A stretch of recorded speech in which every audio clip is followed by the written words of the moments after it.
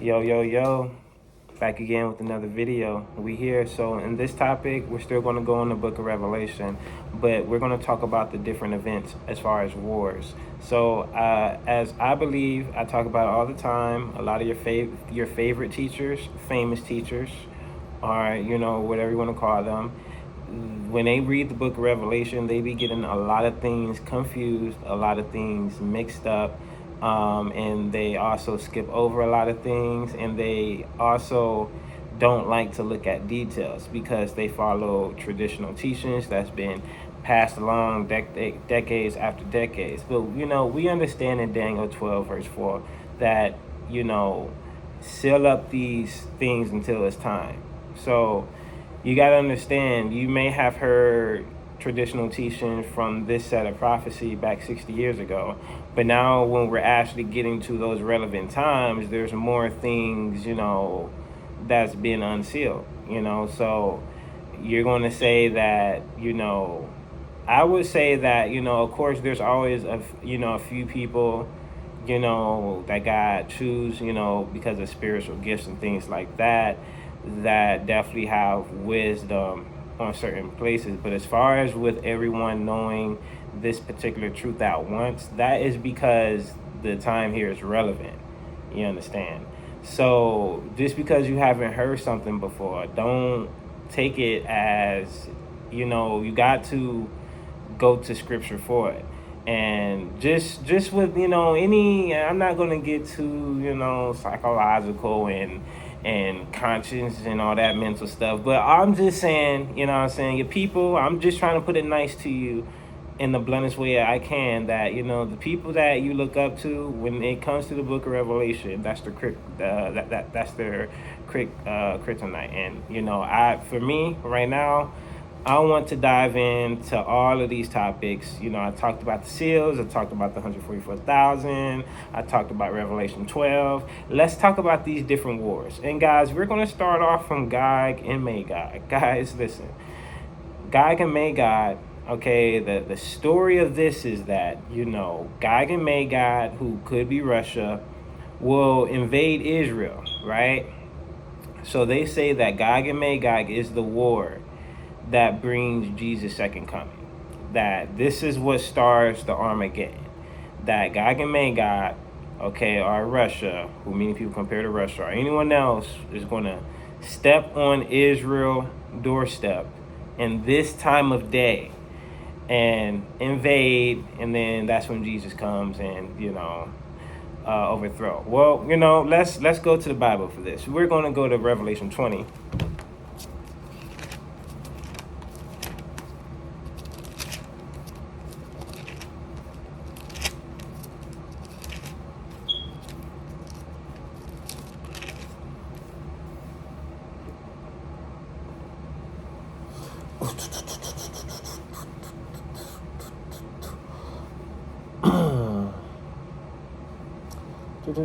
All right, so we're going to go to Revelation 20, verse 8.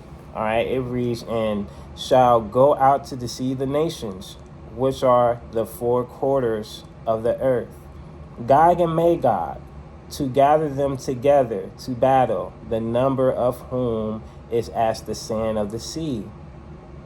So this is what's happening. They're describing this Gog and Magog. So let's go a verse up. All right, so we're going to go to verse 7. "And the 1,000 years are expired, Satan shall be loosened out of his prison." So when Satan is loosened out this prison, this is what happens in the verse 8 that I just read. Okay? "And shall go out to deceive the nations," right?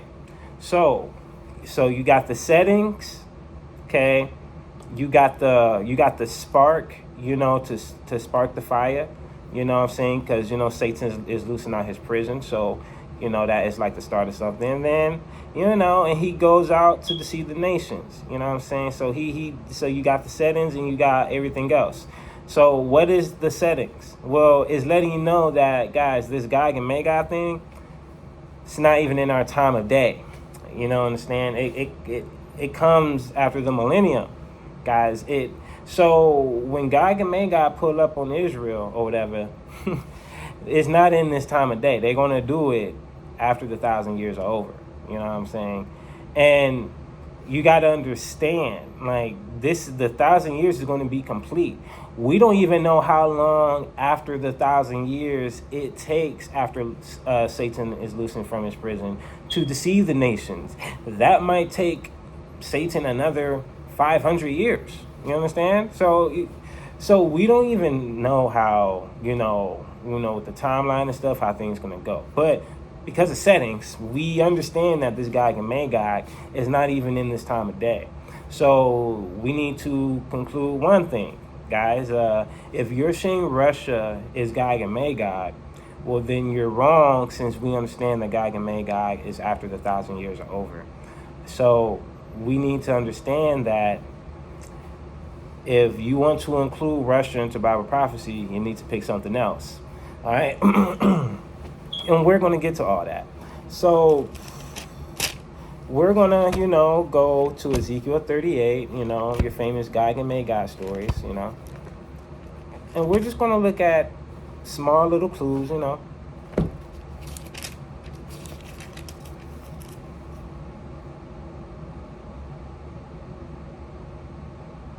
So we're going to go to Ezekiel 38, verse 11. And this is going to be interesting, okay?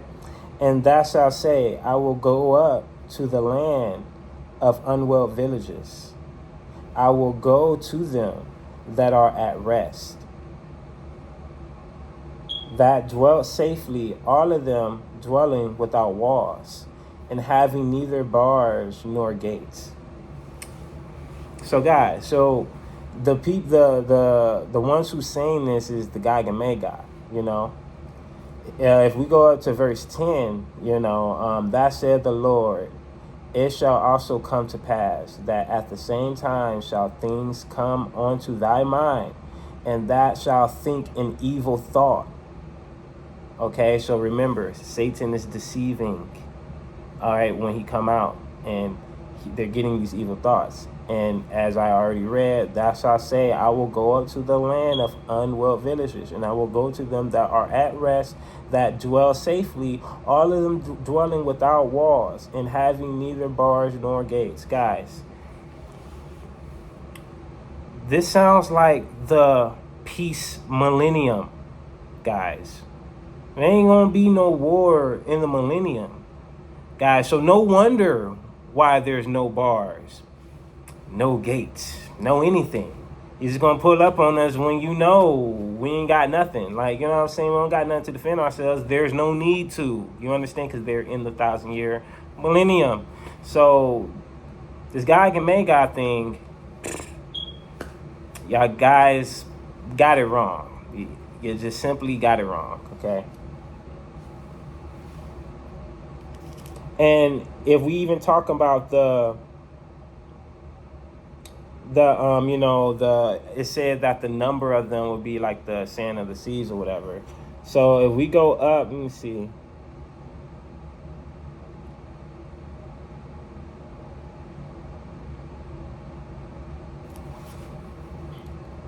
And after many days that shall be visit, in thy later years that shall come into the land that is brought back from the sword, and is gathered out of many nations. So guys, remember that this is talking about Israel, right? Okay, gathered out from many nations. Okay, so remember that the 144,000, in Revelation 7, they was gathered, guys. They was gathered in the sixth seal. So this is still outside, okay, of a timeline, guys. They was gathered in the sixth seal.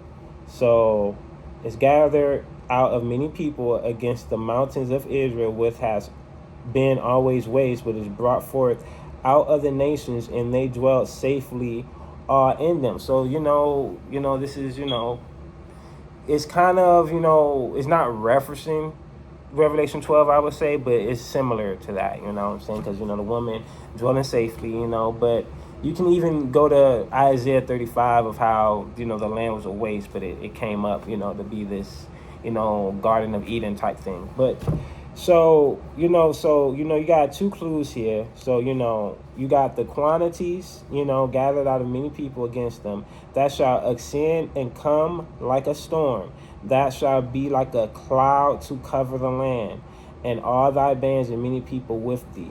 So, guys, all right. So you got the quantity, you got the setting. It's describing the setting that there's not going to be no bars and nothing, and that would make sense in the millennium. So guys, this Gog and Magog thing, you guys got it completely wrong. Okay, all right. So guys, you need to pick out who Russia is. You know what I'm saying? Because it's not them. All right. Well, hey, we kind of going kind of quick here, but we're gonna go to another war, the Armageddon. Since I'm saying Gog and Magog is not the Armageddon, and things like that, and I'm making you guys cry, we can at least talk about Armageddon itself. So let's go there.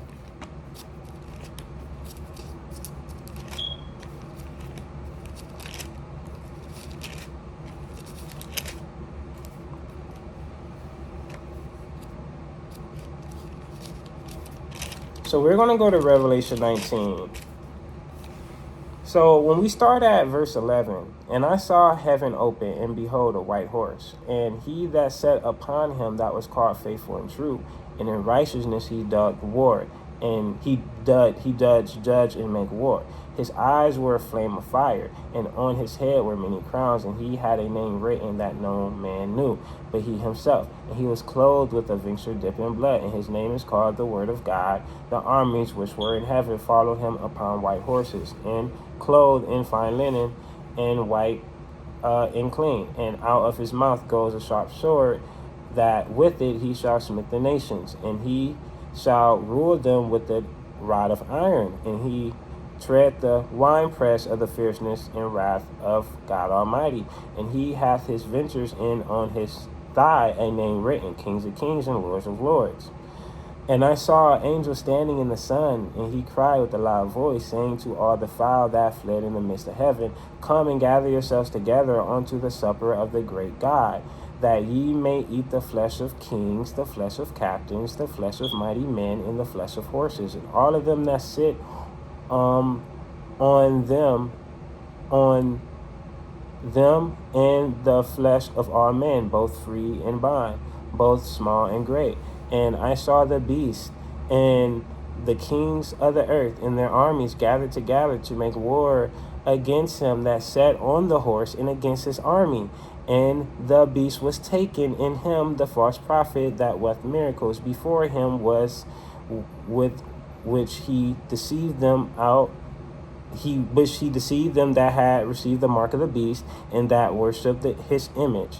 These both were cast into the lake of fire, burning with brimstone. So guys, a few things to talk about here. First of all, I think you guys think this lake of fire is going to be, I think, like on earth or things like that. No, it's his own dimension. Also, the lake of fire is not hell.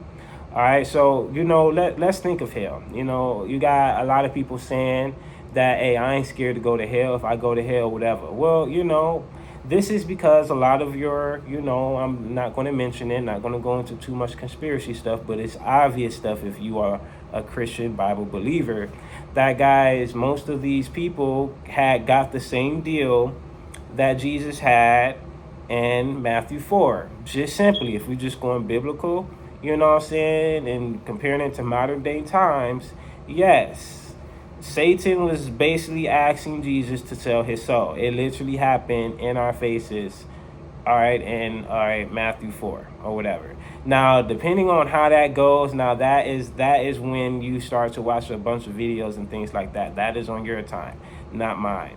But however selling your soul goes, we're not going to go into details of how that can transpire or whatever in these modern times. But we can agree that there might be a chance, because we understand that fallen angels, are in hell. And I explained that in my last video. So, you probably got some people that go to hell that, may be cool with some fallen angels, because they're going to be determining your comfort of stay down there. There's not going to be a human civilization of hell. There's not. You got people who hate you down there, and they're called the fallen angels. So just in case you might, one angel just might pick one of a billion of people that's in hell, just one, and that lucky one, until the lake of fire comes, might could have a burning comfortable stay in hell. Let's just talk about that. Now with me, I think highly not. I think the angels hate you so bad that when you're finally in their domain, all right, without the help of the Holy Spirit or anything like that, you're going to be getting tortured. Okay, so with that being said, yes, after hell, there's something called the lake of fire. Okay, and that is when you and the angels is going to be getting tortured together. All right, and all right, but if we also talk about the war, don't want to go too far into other things, but if we talk about the war, you understand that there's a great supper of God.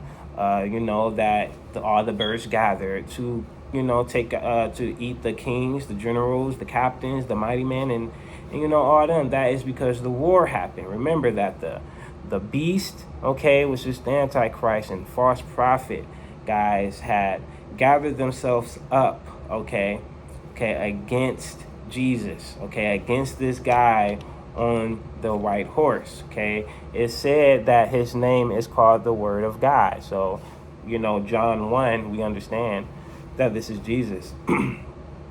So we understand that this is the Armageddon. All right, so this is what it consists of. And the armies which were in heaven followed him upon white horses. Guys, those are the saints, my people. All right, so why is this all this important? Where do we got wrong in this? Okay, we kind of agreeing with you here, right, Chris? No, you're not, because you thinking that the sixth seal is the second coming of Jesus Christ when it's the sixth bowl. Let's go to the sixth bowl. Okay.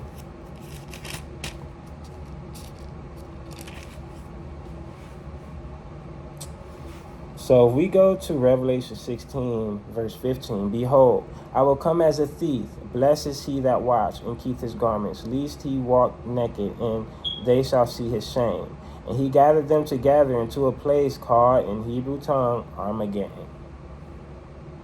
All right, guys, that's the second coming of Jesus Christ. Okay, now, we talked about the armies. We talked about the white horses that they'll be on when they come. All right, so we talk about all these things. Now let's go to the sixth seal. Okay, now apparently the sixth seal got to be something similar to this, because if you're saying the sixth seal is the second coming of Jesus Christ, then you are saying it's the same as the sixth bowl. And if those two are the same, then you got a whole nother study you need to do with the timeline of Revelation, buddy. So we're going to go to the sixth seal. Okay, let's go there. All right, Revelation 6. All right, making it easy for you.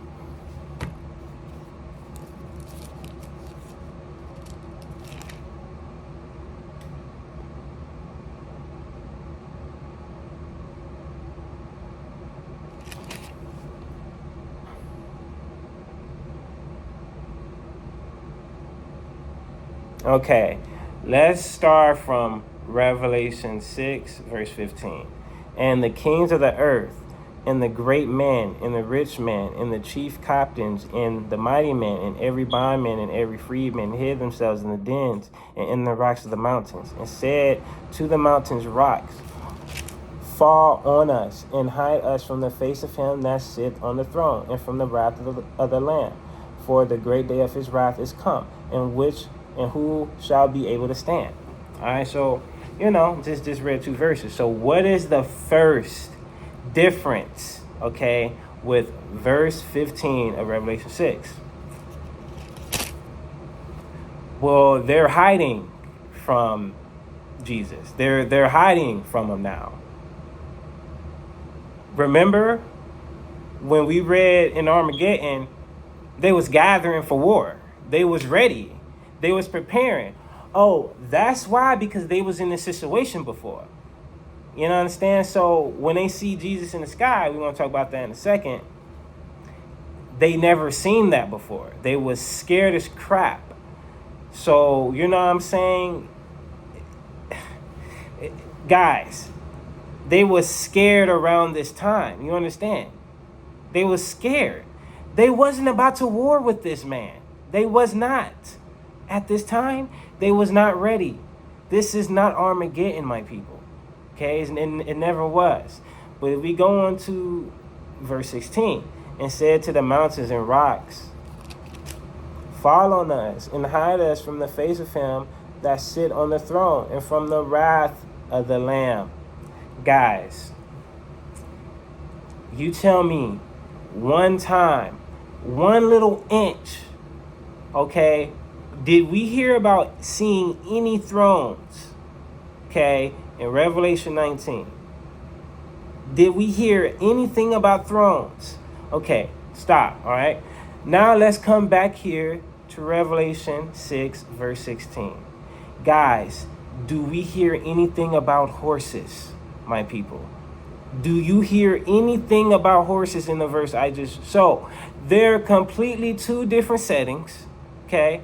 This is not the second coming of Jesus Christ, okay? You guys got it completely wrong. I don't know how, you know what I'm saying? But you just did, all right? Take your pride out, you know what I'm saying? You know, brush your shoulders off, you know. We going to study another day, you know what I'm saying? This is what we got to do. But you're wrong, okay? The sixth seal that, you know, your traditions and teachings for hundreds of years, okay, I understand the majority thinks that the sixth seal is the second coming of Jesus Christ. It's not. It is not. Jesus, like I explained before, he didn't step foot on earth during the sixth seal. They saw him, okay, as the stars in the sky, because Satan just got his butt whooped by Michael in Revelation 12. This is that, okay? This is what's going on, okay? The dominions, authorities, and all those spiritual places in the second heavens, they've been overthrown. Okay, you understand? So, with all this being said, guys, I'm sorry, but you know, here's the thing about why this cannot be Jesus' second coming. We're going to go to a third thing now, okay? Because Armageddon and the sixth bowl, we're going to go to the first bowl and see where everyone is doing, you know, see what we up to, you know. And I saw, if we go to Revelation 15, verse 1, and I saw another sign in heaven, and great and marvelous, 7 angels having the 7 last plagues, for in them is filled up the wrath of God. And I saw it were a sea of glass mingled with fire, and them that had the victory over the beast, and over his image, and over his mark, and over the number of his name, stand on the sea of glass, having the harps of God. So guys, so you understand that these people is already in heaven, okay? So you get what I'm saying here? So this is why his army were the saints. This is another reason why, guys, that Jesus couldn't have come in the sixth seal, because the mark of the beast didn't happen in the seals. It happened during the trumpets, all right? And then this is why you go to Revelation 14 and things like that, when the angels was warning about people about taking the mark of the beast and things like that. Well, this is the people who got victory over that.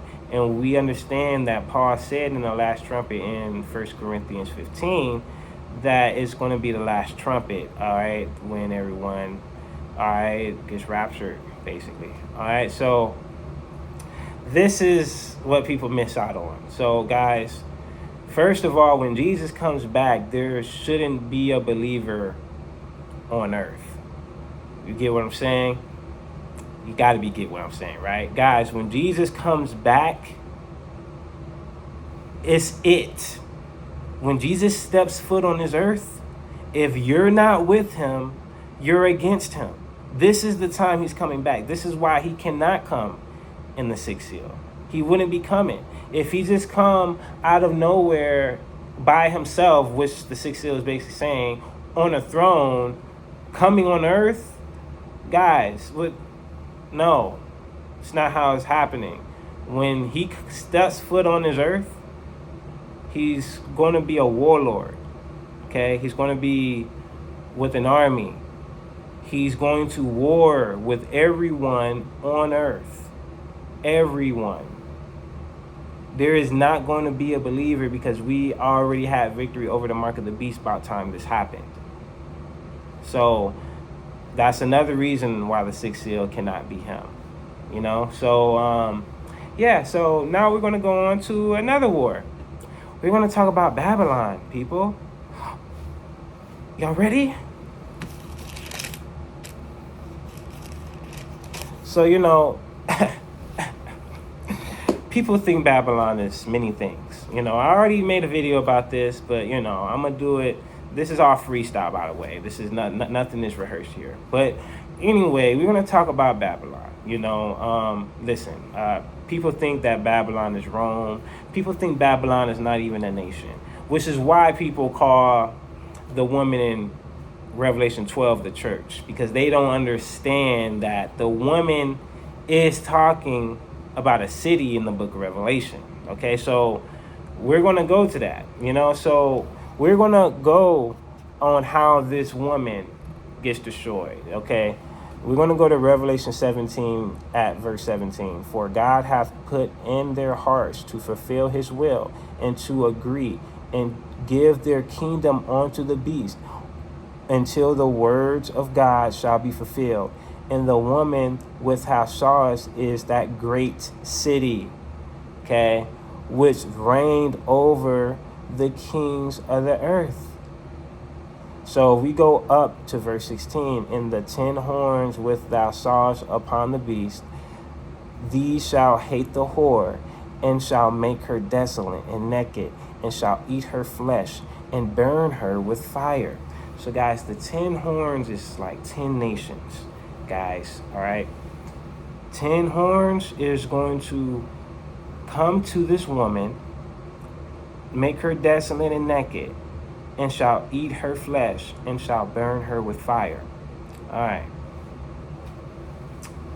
So we understand if we go up, I like reverse reading. I ain't gonna cap to you. So if we go up to verse 15, and he that's unto me, the waters which thou sawest, where the whore sit, and are peoples and multitudes and nations and tongues.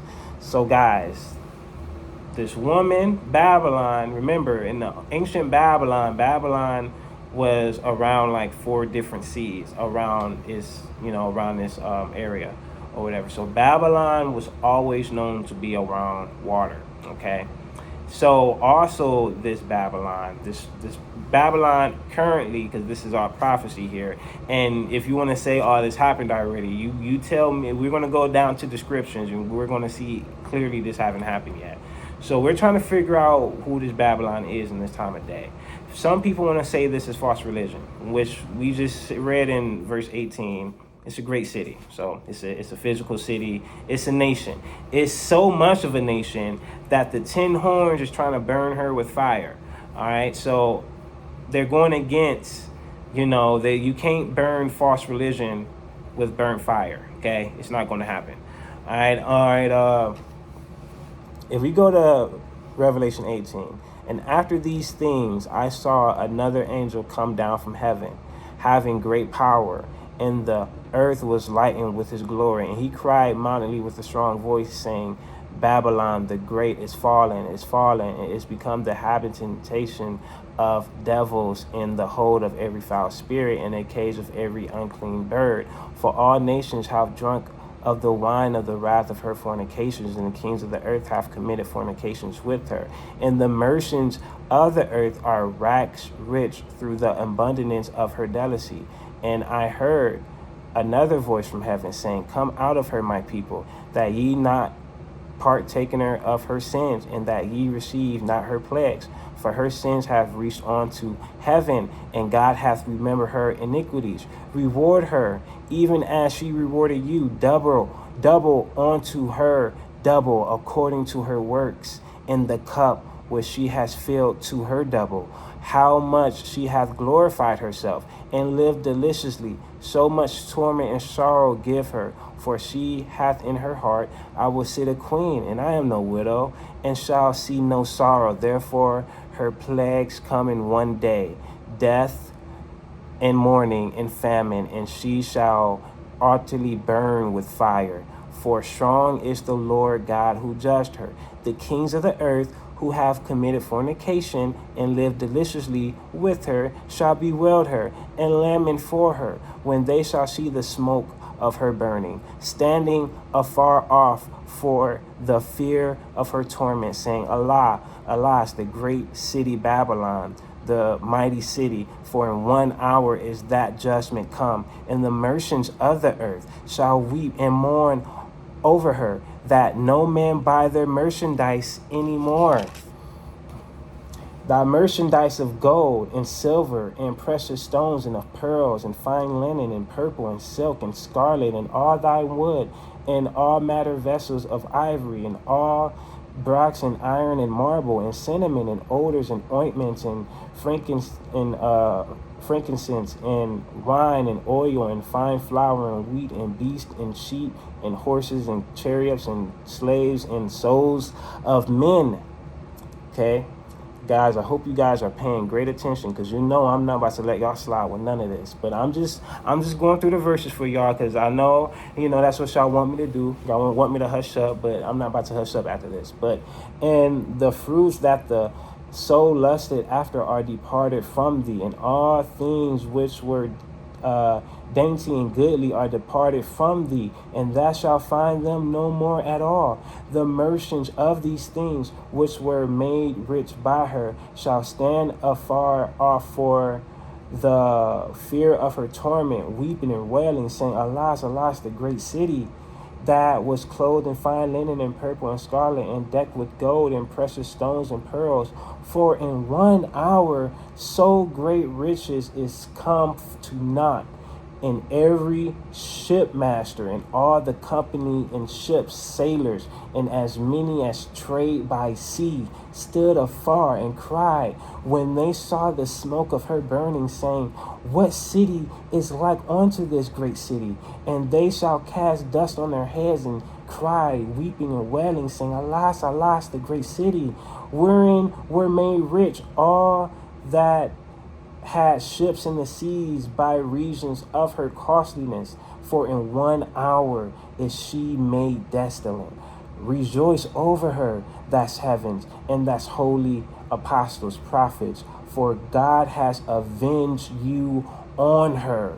And a mighty angel took up a stone like a great millstone and cast it into the sea, saying, That's with violence shall the great city Babylon shall be thrown down, and that shall be found no more.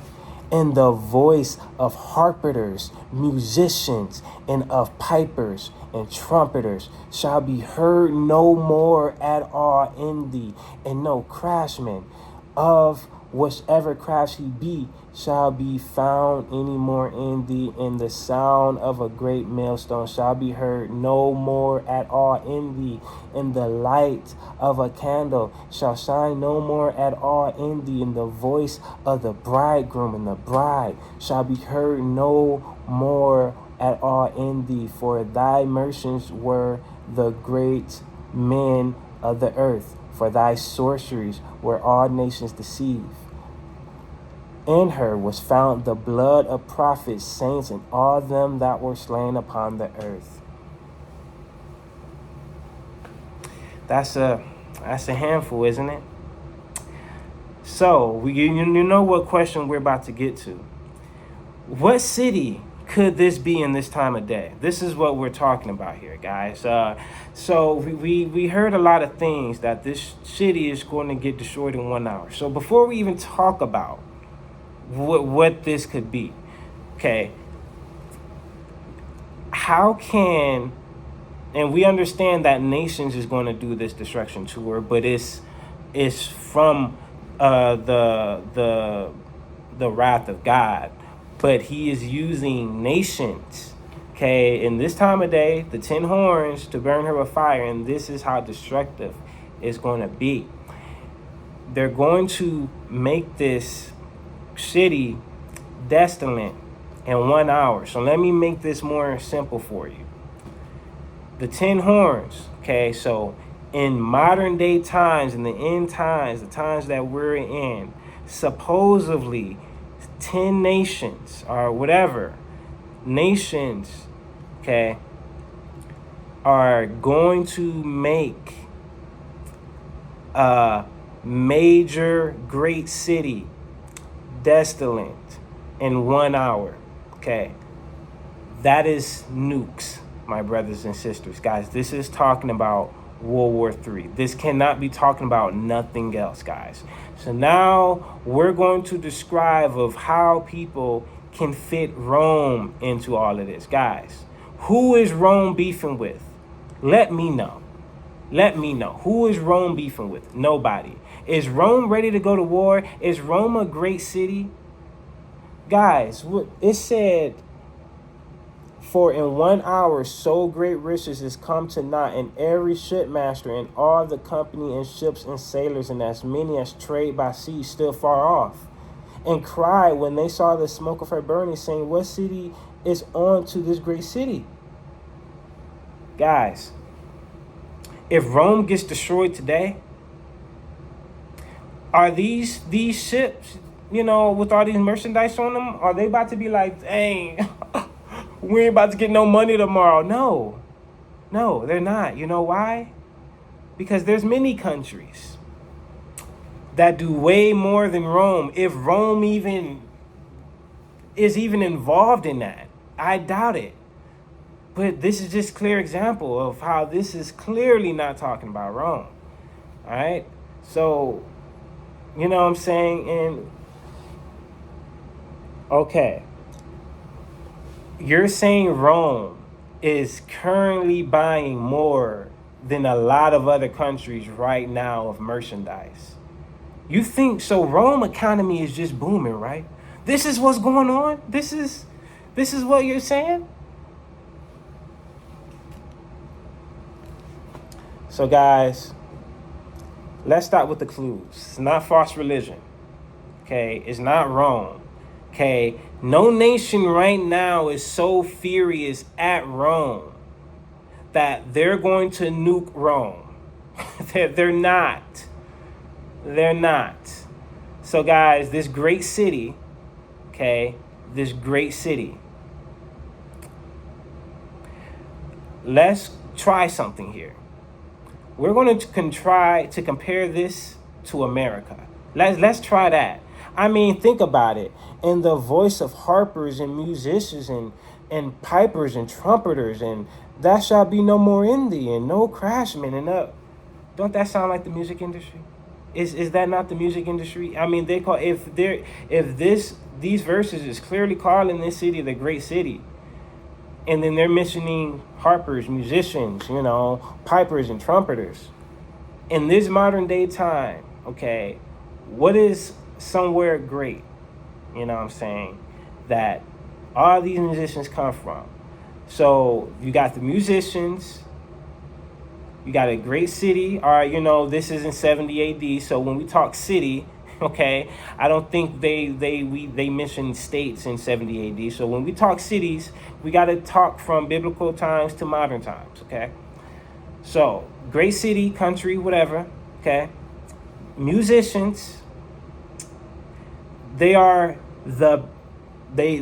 country has to be number one as far as with, selling through the seas and all that, if they're going to be crying and wailing when this country goes down. So we got musicians, okay, we got number one in importing and exporting, okay, then, saying we also buying more than every other country. I mean, to the point to where when we, get destroyed, countries will be crying, saying who's going to be buying our stuff anymore. Well, guys, that sounds like America. Guys, those are three big things in this chapter that we read. that sounds like America, guys. All right. Now, as far as with fornication, guys, I mean, what we got to talk about here? What do we got to talk about here? Fornication.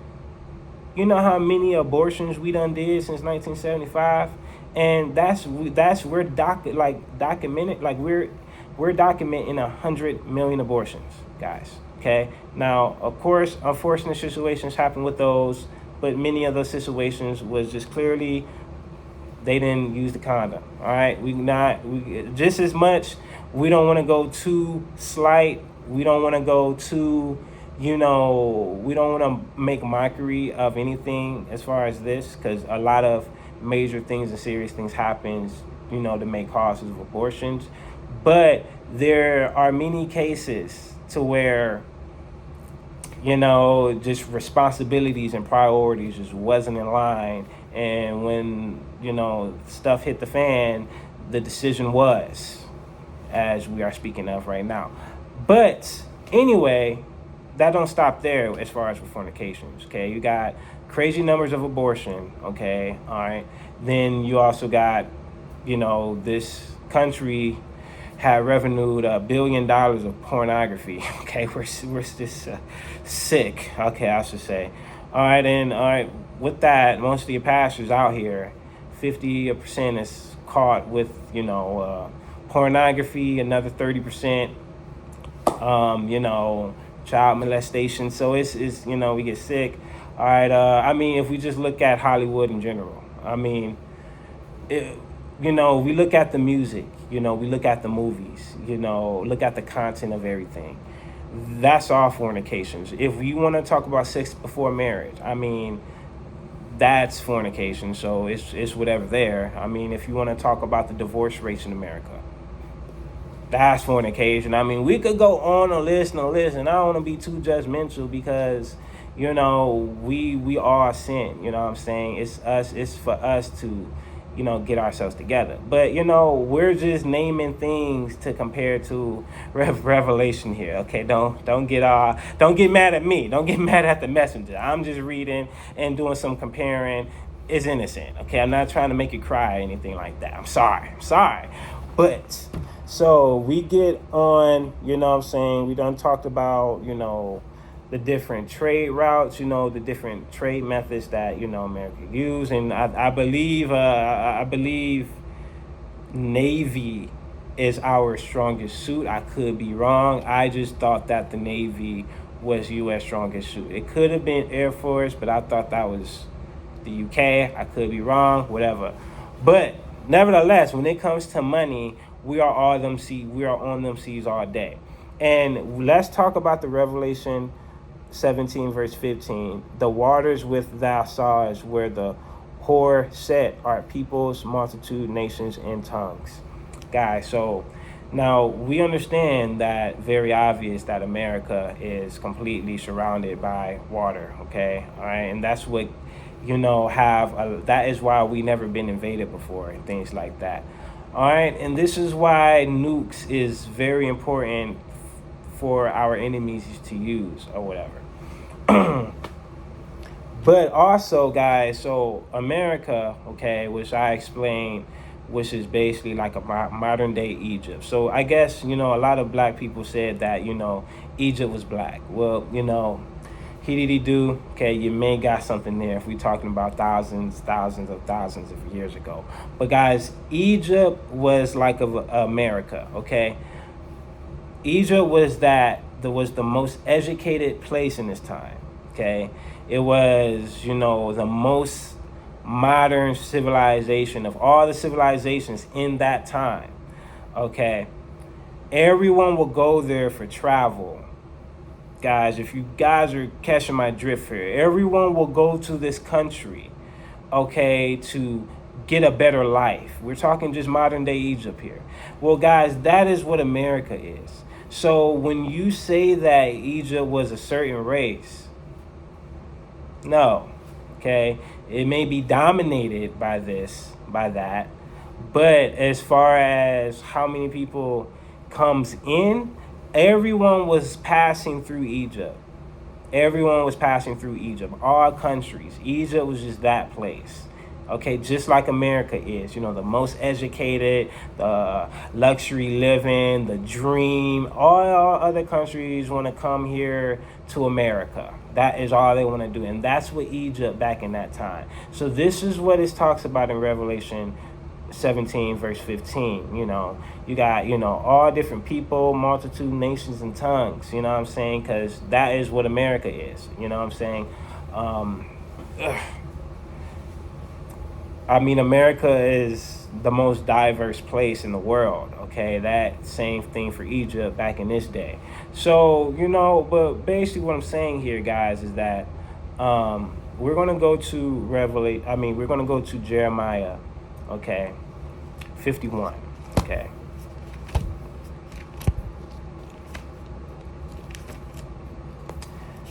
And we're gonna figure out who Russia could be. Okay, so we're gonna go. So we're just gonna start from verse 1. That said the Lord, behold, I will raise up against Babylon, against them that dwell in the midst of thee, that rise up against me, a destroying wind. So guys, God is gonna use a destroying wind. Okay, this is not a tornado because this is supposedly a weapon. So we're gonna take a description of this destroying wind. We go into verse 2, and we will send unto Babylon fanners that shall fan her and empty her land, for in the day of trouble they shall be against her round about. So apparently there's going to be fanners around Babylon. Okay, they're going to send destroying winds to Babylon, guys. All right, they're going to be against her round about. Okay, and against them that bend, let the archers bend his bow. So guys, we understand that these fanners that are round about is coming from the bow. It's coming from this archer. This is modern day ballistic missiles, my people. This is what we're talking about here, guys. What we read in Revelation 18 and what we're reading now never happened in history. But we are in the modern times where this can happen. We got the technology to do it. We got the technology to take a country out in 1 hour. We can do that. Okay, it's been done. Okay, well, if you want to count Pearl Harbor, but not really. So, this is a long chapter. And again, just the same warning that was in Revelation 18, the same warning here in Jeremiah 51 verse 5, for Israel hath not been forsaken, nor Judah of his God, and of the Lord of hosts. Though their land was filled with sin against the Holy One of Israel, flee out of the midst of Babylon, and deliver every man his soul. Be not cut off in her iniquity, for this is the time of Lord's vengeance. He will render unto her a recompense. So guys, giving you the same warning. God, get out of her sin, bro. So, we go on, we go on to verse 8, Jeremiah 51b. Babylon is suddenly fallen and destroyed. Hound for her. Take palm in her pain. If so, she may be healed. We would have healed Babylon, but she is not healed. Forsake her. Let us go, everyone into his own country, and for her judgment reach onto heaven and is lifted up to the sky. Guys, listen. Yeah, there might be a World War III coming, okay? Okay, it's quite obvious. Let me tell you, though, the first country they're coming for is us, okay? You see, World War I, World War II, we sat back, relaxed. We came at the last minute. We overwhelmed some folks, okay? We overwhelmed them. We came at the last minute. We wait till all other countries wasted everything, till all of them $1 million. We came out of nowhere. We was able to be the superheroes. Guys, we're going to be the first target. The first. They is not about to let us, the hammer of the earth, America, strongest military army, number one and all that. Yeah, we are. It is what it is. You might not like the country the way it's going right now, but okay. From propaganda, and from how much we buy, we're like the number one military, even though half of the missiles we test fails, But anyway, yeah, according to how much we buy and all that, we're like number one military and economy and all that. But really though, you know what I'm saying? We've been getting spied on for a bunch of decades and all that stuff. So if we go on to verse 10, the Lord hath brought forth our righteousness. Come and let us declare in Zion the work of the Lord of our God. Make bright the arrows, gather the shields. The Lord hath raised up the spirit of kings of the Medes, for his device is against Babylon to destroy it, because it is the vengeance of the Lord, the vengeance of his temple. Set up the standard upon the walls of Babylon. Make the watch strong. Set up the watchmen. Prepare the ambushes. For the Lord hath brought, devised, and done that which he spoke against the inhabitants of Babylon. So, guys, you understand? God has been climbing up this spirit against the enemies of Babylon. All right, and these are the king of the Medes, guys.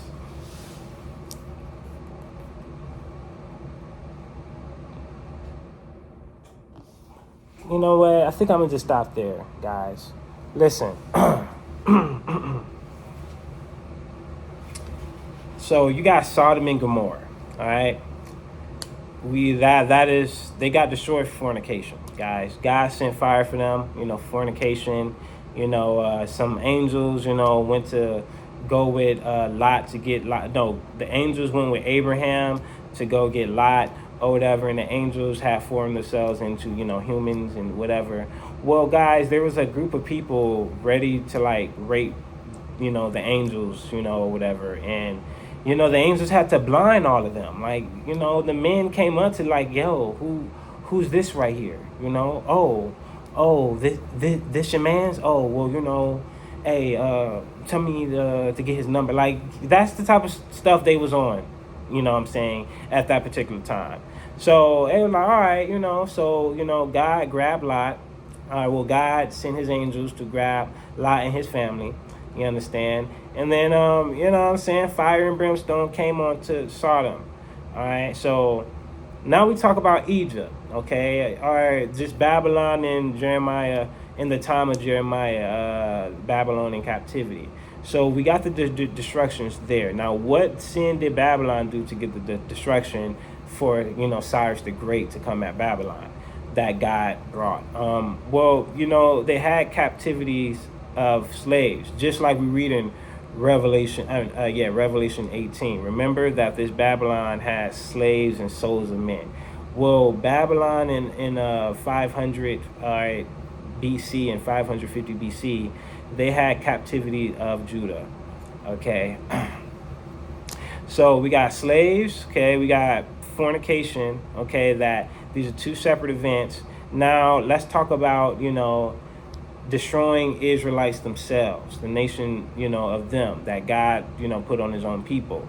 All right, let's talk about the time when Babylon took Judah and all them and made them slaves and all that, put them into captivity and all that.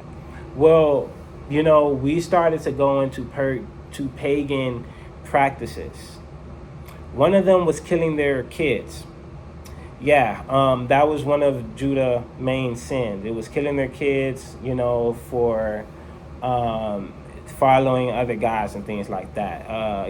Killing your kids was like a big thing back in the ancient worlds, worshiping other gods. It's probably not going to be too talked about today for obvious reasons, but it is what it is. Just stuff I ran to, just researching on stuff, things like that. But yeah,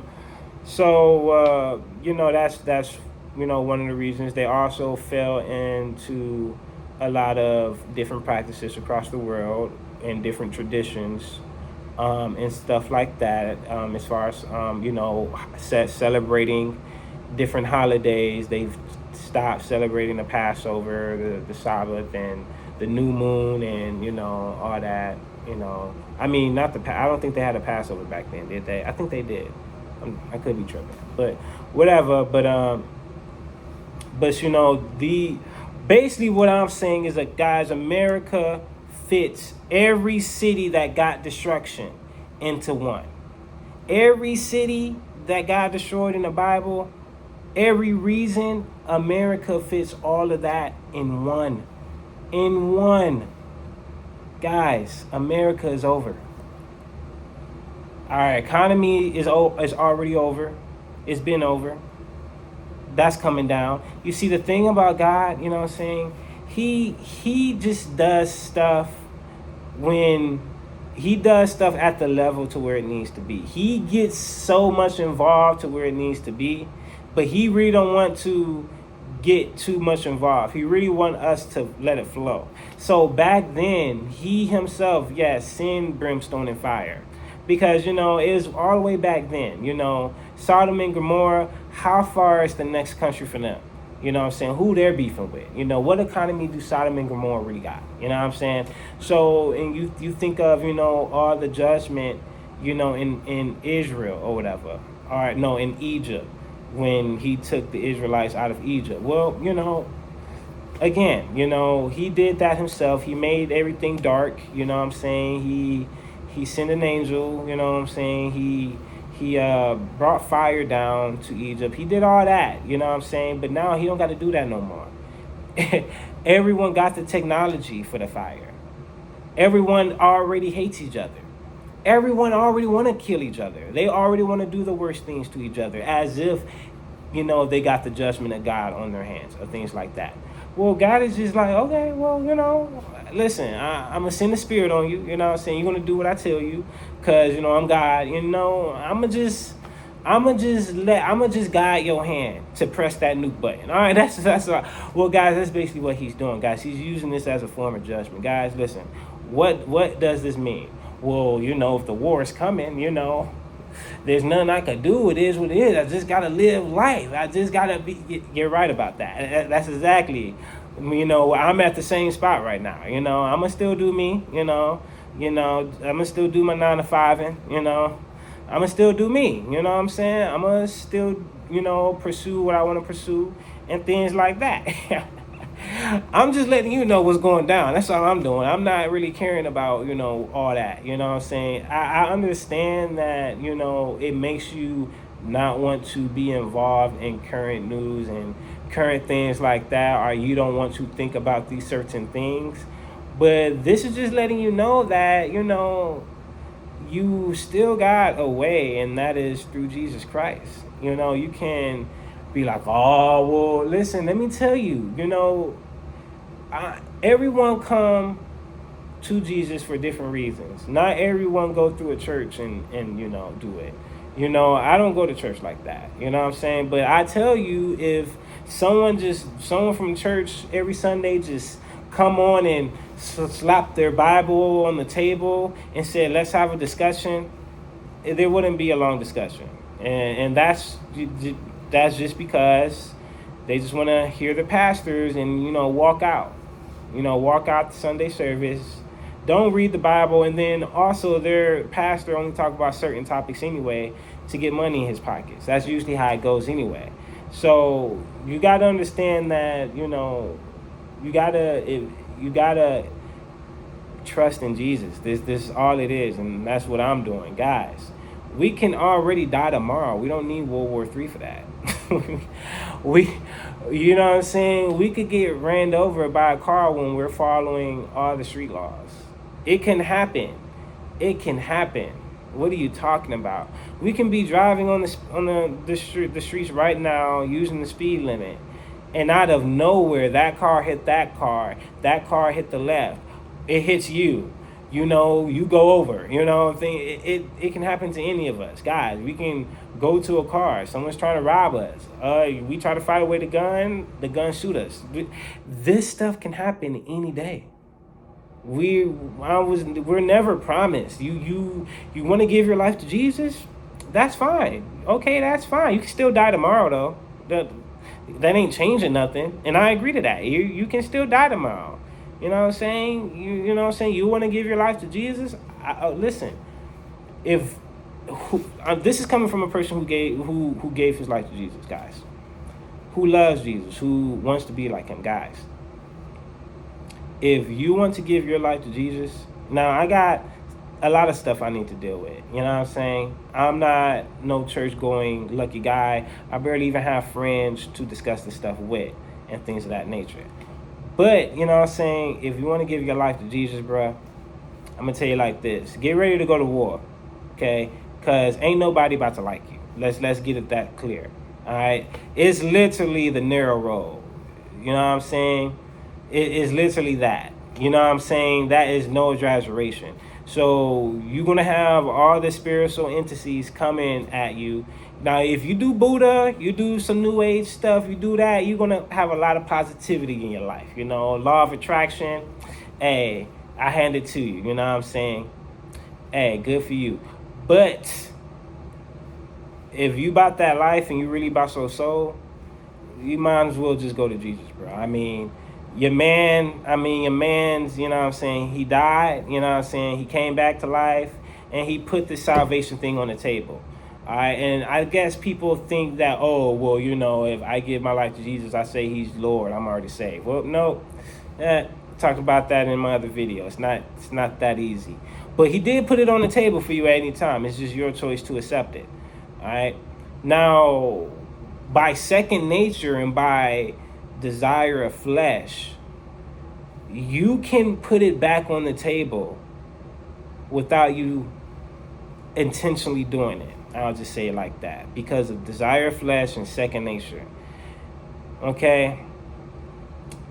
You're holding a ticket, you know what I'm saying, in your pocket that you just got from the table of Jesus, you know. You can, you know, misplace the ticket. You know, not intentionally, but because of your priorities, because of your responsibilities, you're not paying attention to hold on to it until he comes back. And I think that's what Christians need to focus on.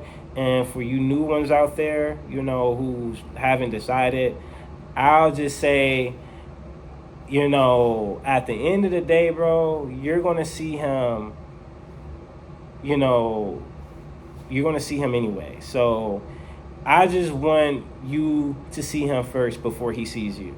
That's all I'm saying. But peace out, y'all.